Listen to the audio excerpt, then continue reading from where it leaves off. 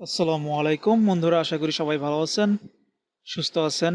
আমি Zubair Hossain WordPress SEO টিউটোরিয়ালের নতুন একটি ভিডিও নিয়ে হাজির হয়েছে আপনাদের মাঝে। আজকে টিউটোরিয়ালটিতে আমরা দেখতে যাচ্ছি কিভাবে একটি ওয়েব পেজকে এসইও ফ্রেন্ডলি করা যায়।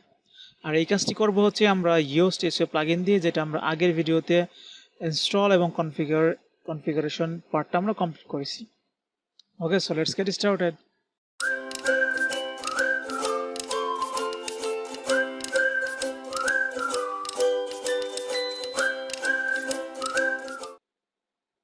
তো একটি ওয়েব পেজকে এসইও ফ্রেন্ডলি করার জন্য বা এসইও অপটিমাইজ করার জন্য আমাদেরকে যে কয়েকটি বিষয় লক্ষ্য রাখতে হবে, সেই কয়েকটি বিষয় আমরা এসইও ইয়োস্ট এসইও প্লাগইনের মাধ্যমে দেখতে পাবো। সেটা হচ্ছে কিভাবে, সেটা আমরা দুইটি ওয়েতে দেখতে পাবো। অর্থাৎ যদি ওয়েব পেজটি এলিমেন্টর দিয়ে তৈরি করা হয়, তাহলে এলিমেন্টর যে পেজ বিল্ডার, অর্থাৎ আমরা যে এলিমেন্টর পেজ বিল্ডার দিয়ে পেজ বিল্ড করি, এখান থেকেও আমরা দেখতে পাবো। এখান থেকে যদি দেখতে হয় তাহলে আমাদেরকে এখানে এলিমেন্টরের যে অপশন টপ বার আছে, তার মধ্যে যে তিনটা দাগ আছে, তিনটা দাগে ক্লিক করার পরে আমরা এখানে দেখতে পাবো ইয়োস্ট এসইও।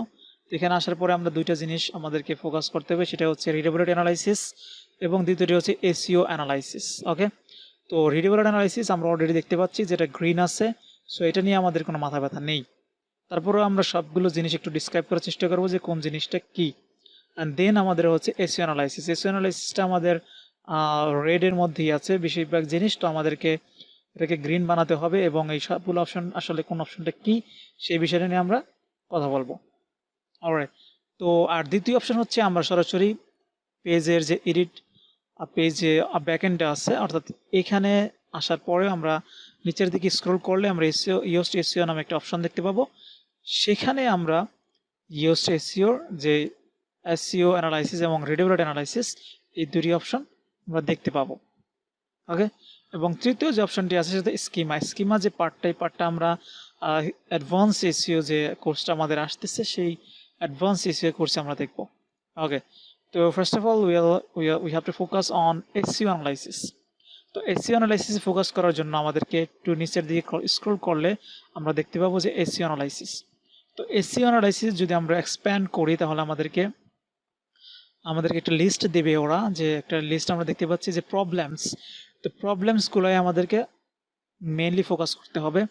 এবং আরেকটা অপশন আছে ইমপ্রুভমেন্টস আসলে অতটা ইম্পর্টেন্ট না, তারপর আমার যদি সম্ভব হয় তাহলে আমরা ইমপ্রুভমেন্ট যে স্টেপ আছে সেই ইমপ্রুভমেন্ট স্টেপ থেকে আমরা গুড রেজাল্টের স্টেপে নিয়ে যাওয়ার চেষ্টা করব।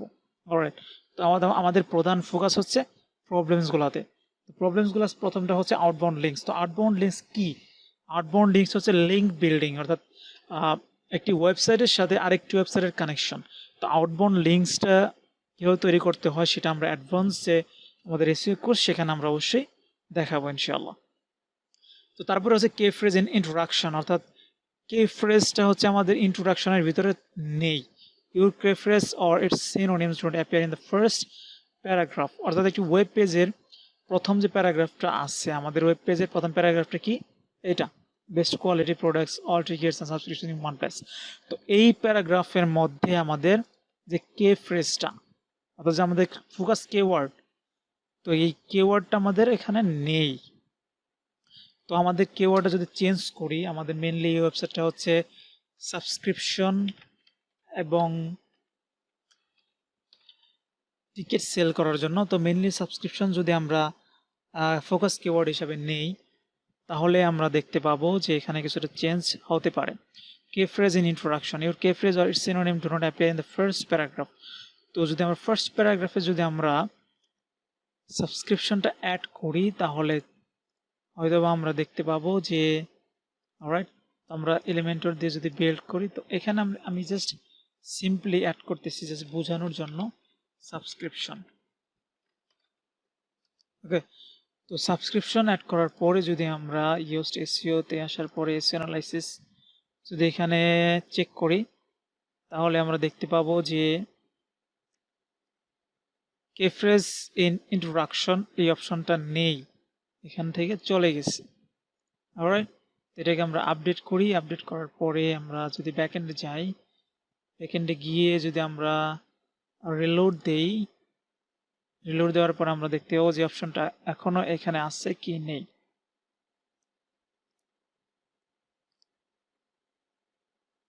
ওকে, সেই প্রবলেমসটা কিন্তু এখানে আর নেই, রাইট?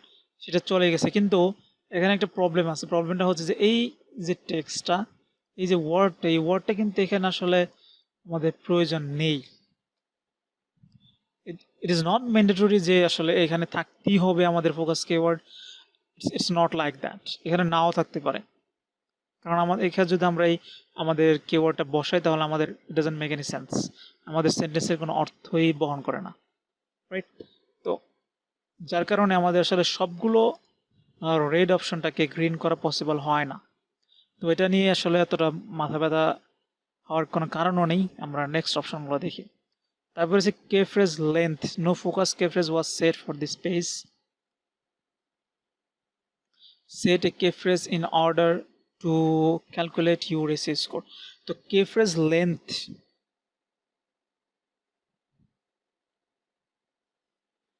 যে আমরা যে keyphrase ইউজ করেছি আমাদের ওয়েব পেজের জন্য সেটা হচ্ছে সাবস্ক্রিপশনস।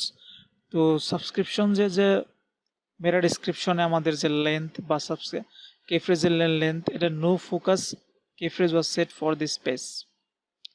অর্থাৎ এই যে keyphrase-টা, এই keyphrase-টা মানে পর্যাপ্ত পরিমাণ জায়গায় নেই আসলে। অর্থাৎ একটা হয়তো একটা বা দুইটা জায়গার মধ্যে আছে, যেমন সাবস্ক্রিপশন আছে, তারপরও এটা হচ্ছে হেডিংসের মধ্যে।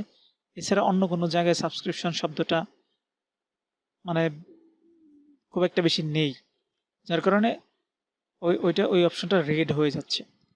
তো যদি আমরা মাল্টিপল জায়গায় যদি আমরা সাবস্ক্রিপশন যে কেফ্রেজটা আছে সেই কেফ্রেজটা আমরা অ্যাড করতে পারি, তাহলেই এই রেড বাটনটা গ্রিন হয়ে যাবে।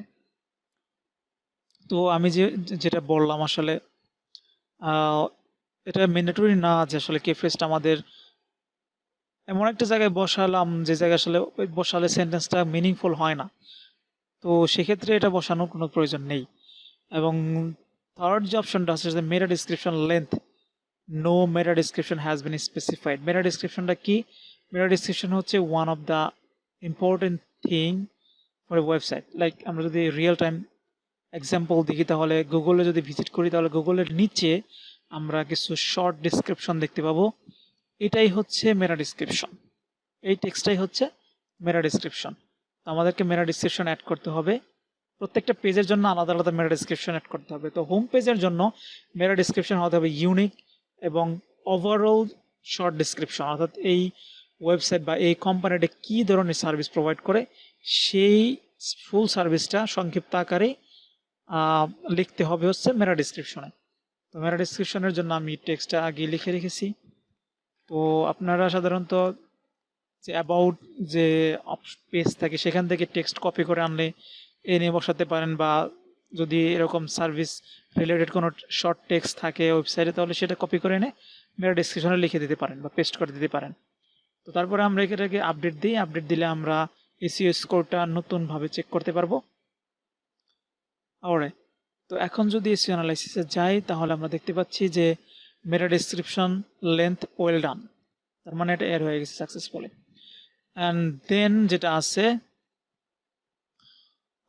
Single title, S1 should only be use main title. Okay, আমি আমাদের সেকেন্ড যে ইম্পর্টেন্ট থিং সেটা হচ্ছে যে একটা ওয়েব পেজে একটা মাত্র S1 ট্যাগ আমরা ব্যবহার করতে পারবো। যদিও আমার ওয়েবসাইটে একটাই S1 ট্যাগ আছে, কিন্তু এখানে মাল্টিপল লাইন থাকার কারণে ইয়োস্ট এসইওর যে বোর্ড আছে সেটা বুঝতেছে যে আসলে এটা এখানে হয়তো বা মাল্টিপল S1 ট্যাগ ব্যবহার করা হয়েছে, কিন্তু আসলে এখানে একটা S1 ট্যাগই ব্যবহার করা হয়েছে। কারণ এটাকে যদি আমরা ইন্সপেক্ট করি, আমি দেখিয়ে দিচ্ছি একদম লাইভ, এটাকে যদি আমরা ইন্সপেক্ট করি তাহলে এখানে আমরা দেখব যে এখানে একটা S1 ট্যাগ ব্যবহার করা হয়েছে, রাইট? এবং এই একটা S1 ট্যাগের ভিতরে এই টেক্সটটা, কিন্তু গুগল বোর্ড হিসাবে ইয়োস্ট এসইওর যে বোর্ড আছে সেই বোর্ড এটাকে মনে করতেছে যে ওরা হয়তো মাল্টিপল S1 ট্যাগ। সো এটা নিয়ে চিন্তা করার কোনো কারণে, কিন্তু গুগল এটাকে একটা S1 ট্যাগ বলেই ধরে নেবে। ওকে, তারপরে হচ্ছে টেক্সট লেন্থ, অর্থাৎ আমাদের ওয়েব পেজে টেক্সট যে লেন্থগুলো আছে সেটা 300 ওয়ার্ডের বেশি হতে পারবে না। ওকে, 300 ওয়ার্ডের বেশি হতে পারবে না, বা 225 ওয়ার্ডের নিচেও হতে পারবে না। এখানে লেন্থটা বলা আছে content 226 word, minimum of 300 word, minimum 300 word হতে হবে। অলরাইট, তো মিনিমাম 300 ওয়ার্ড যদি আমরা বানাতে যাই তাহলে এখানে আমাদের আরও বেশি টেক্সট অ্যাড করতে হবে। কিন্তু এখানে টেক্সট অ্যাড করার মতো বা টেক্সট আসলে আমাদের নেই, বা এখানে অন্য কোনো টেক্সট অ্যাড করলে হয়তো এটা ওয়েবসাইটের সৌন্দর্যটা নষ্ট হয়ে যায়, বা এই সেকশন বা এই টেক্সটের মিনিংফুল হবে না। তো সেই কারণে আমরা হয়তো অনেক সময় টেক্সটটা অ্যাড করতে পারবো না বা পারি না। অর্থাৎ ক্লায়েন্ট এখানে কি টেক্সট হবে সেটা ক্লায়েন্টে ফিক্সড করে দেয়। তো ক্লায়েন্ট যদি ফিক্সড করে না দেয় যে না এখানে এই টেক্সটটাই থাকতে হবে, অন্য কোনো টেক্সট অ্যাড করা যাবে না, তো সেক্ষেত্রে আমরা সেই টেক্সটটা অ্যাড করতে পারবো না। তো সেই কারণে আমাদেরকে এটাকে বাদই রাখতে হবে। ওকে, তো আমরা আপাতত একে বাদ দিয়ে দিচ্ছি। তো ওভারঅল যদি আমরা চিন্তা করি যে আমাদের 4টা বা 5টা অপশন অলরেডি গ্রিন হয়ে গেছে, আর ইমপ্রুভমেন্ট একটা আছে সেটা আমরা ফিক্স করে ফেলবো, নো প্রবলেম। ইমেজ কেফ্রেজ, অর্থাৎ ইমেজের যে অল্টার অ্যাট্রিবিউট যে আমরা অ্যাড করব, তো সেই অল্টার অ্যাট্রিবিউটের মধ্যে আমাদের কেফ্রেজ থাকতে হবে। ওকে, কেফ্রেজ থাকতে হবে। ওকে, তো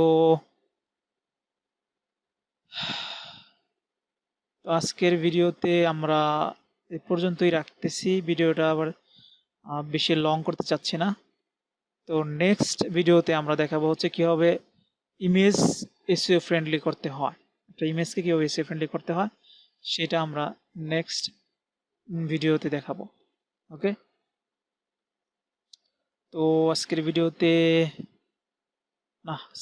আর কিছু দেখানোর মতো নাই, ভিডিওটা অলরেডি অনেক লং হয়ে গেছে। তো আজকের ভিডিওতে আমরা যা শিখলাম সেটা যদি আমরা একটু রিওয়াইন্ড করি তাহলে হচ্ছে একটা ওয়েব পেজকে কীভাবে এসইও ফ্রেন্ডলি করতে হয় তার জন্য আমাদের দুটো জিনিস মনে রাখতে হবে। সেটা হচ্ছে রিডেবল অ্যানালাইসিসটা গ্রিন বানাতে হবে এবং এসইও অ্যানালাইসিসটা গ্রিন বানাতে হবে। তো ইট ইজ নট ম্যান্ডেটরি যে সবগুলো অপশনই সবুজ হতে হবে বা হয়, এটা সাইটের উপর ডিপেন্ড করে, সাইটের কন্টেন্টের উপরে ডিপেন্ড করে যে সবগুলো অপশন হলুদ গ্রিন হবে কিনা। ওকে ওকে, তো পরবর্তী ভিডিওতে আমরা দেখাবো কিভাবে ইমেজ এসইও ফ্রেন্ডলি করতে হয়, এবং আরও যদি ইমেজ এসইও ফ্রেন্ডলি এবং আরও কিছু অপশনস বা আরও কিছু সেটিংস আমরা দেখাবো। তো সেই পর্যন্ত ভালো থাকবেন, সুস্থ থাকবেন এবং আমার জন্য দোয়া করবেন, এবং অবশ্যই আমার চ্যানেলটি সাবস্ক্রাইব করবেন, এবং সবগুলো ভিডিও আমি শুরু থেকে শেষ পর্যন্ত দেখার জন্য, মনোযোগ সহকারে দেখার জন্য অনুরোধ করছি। আসসালামু আলাইকুম।